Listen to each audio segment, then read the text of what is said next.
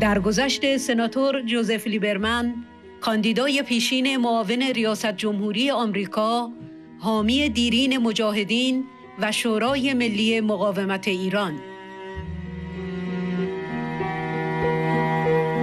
لیبرمن قاطع ترین سیاست را علیه فاشیسم دینی حاکم بر ایران در پیش گرفت، در سخت‌ترین شرایط به یاری مجاهدین در اشرف و لیبرتی شتافت و برای حفاظت و امنیت و انتقال آنها از عراق هر کاری توانست انجام داد. لیبرمن و همسرش خانم حادثا لیبرمن چند بار از اشرف 3 دیدار کردند.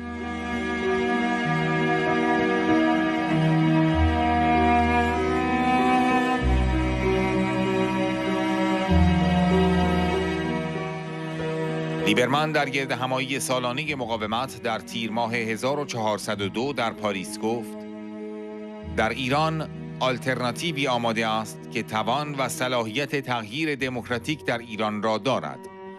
آنها کسانی هستند که علیه شاه و علیه رژیم آخوندی مبارزه کرده اند و در این راه بسیاری جان خودشان را فدا کردند.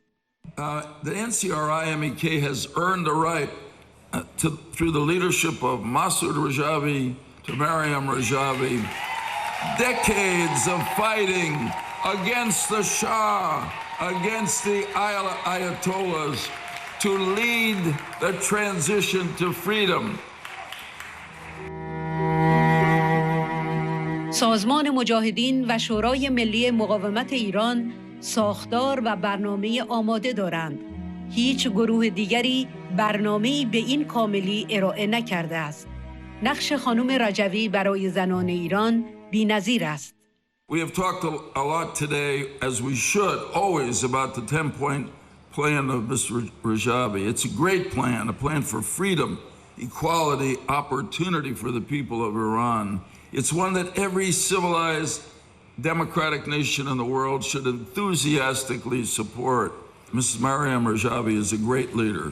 She is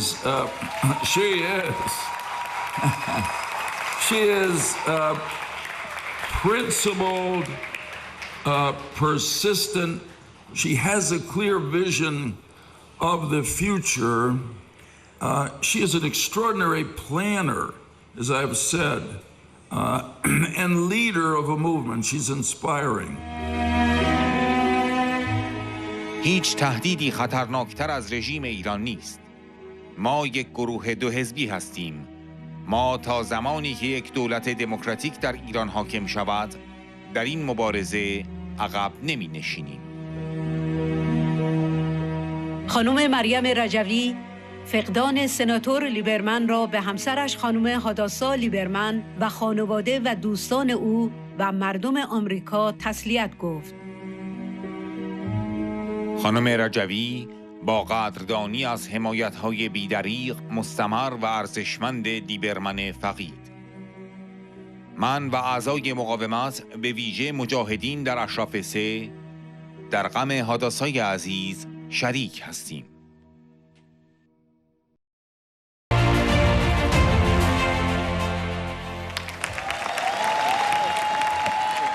Thank you. Thank you. Thank you. Thank you. Ladies and gentlemen, it is not only an honor, but exciting to be here in Ashraf 3. We gathered in some great meetings in Paris at this time of the year. The crowds were enormous. I never, even when I was running for Vice President of the United States, spoke to a crowd bigger than I spoke to when the PMI MEK met in Paris. And as they say in the movie, we will always have Paris, right? But there is nowhere I would rather be today than in Ashraf 3. And let me explain why in first personal terms. For years, particularly the Iranian American community, led by some great representatives in Washington, the cause of the residents of Ashraf, the cause of what I would call the prisoners of the bizarrely insane name Camp Liberty, was embraced by more and more members of Congress of both political parties. You were a cause.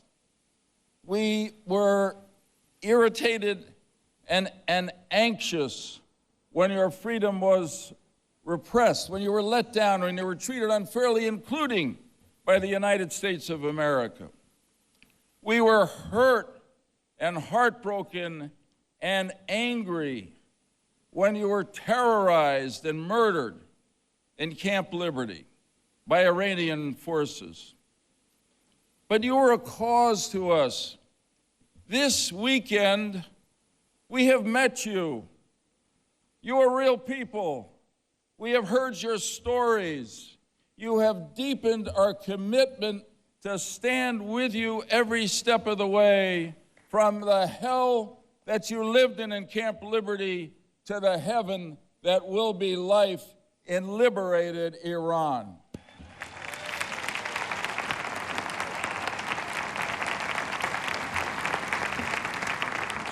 Well, it's hard not to believe on a weekend like this, at a gathering like this, with so many leaders from around the world who are saying to you, not just that Iran is ready for a new day and dawn of freedom, not just that you are ready for a new day of dawn and freedom in Iran, but for all of us around the world, we are ready to stand with you in the fight for freedom. And though our language skills might not be great, we have all learned a phrase this weekend, Hazer, Hazer, Hazer. We are ready, and we will stand with you every step of the way.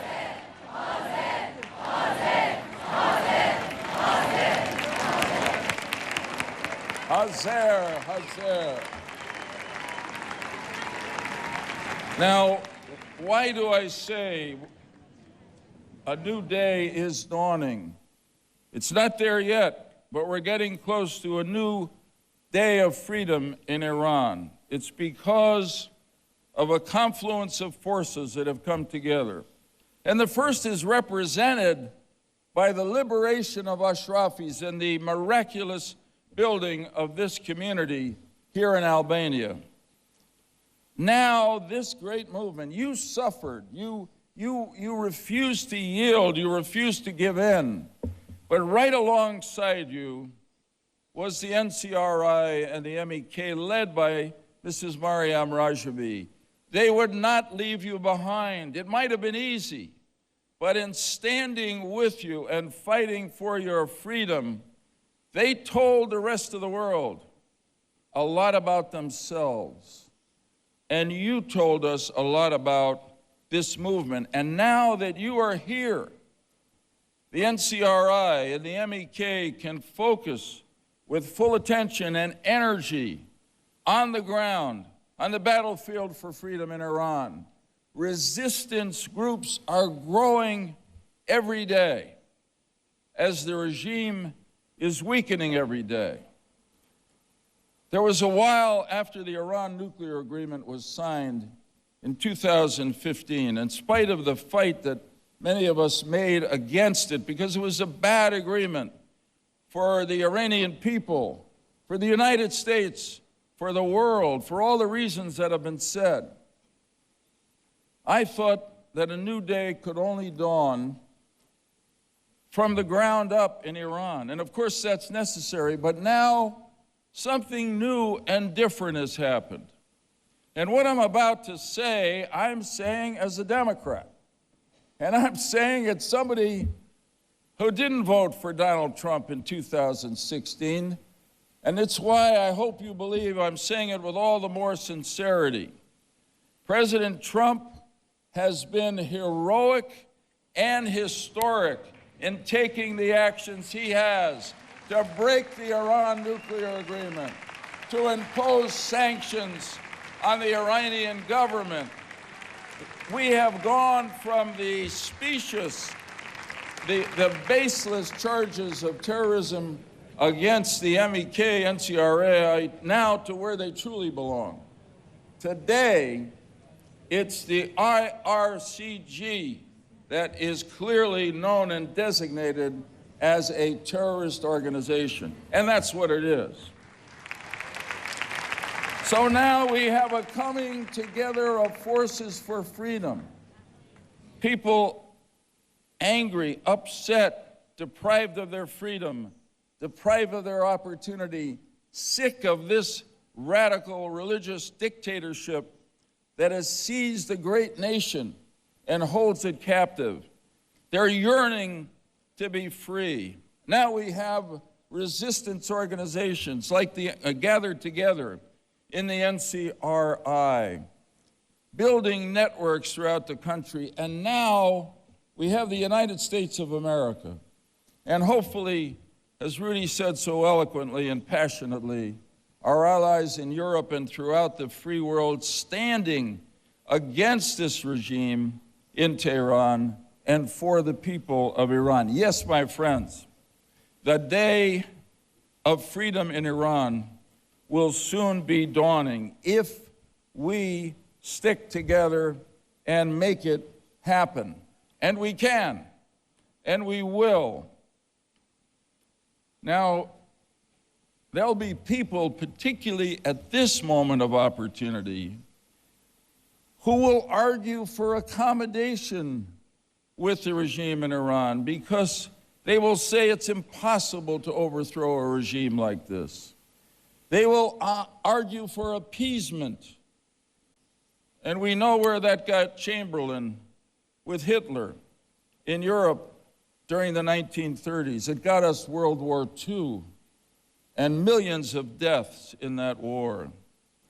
So don't listen to the appeasers. Don't listen to the accommodationists. Don't listen to the pessimists.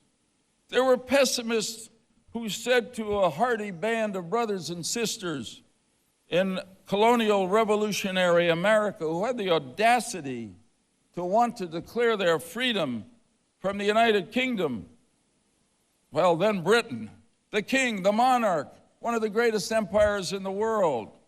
But they didn't listen to the accommodationists and the appeasers and the pessimists.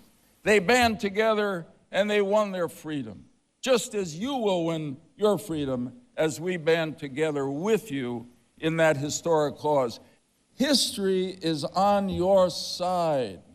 In the end, freedom and justice and right always prevail, and that is what the NCRI and the MEK represent. Yes, my friends, Hazer, Hazer, Hazer.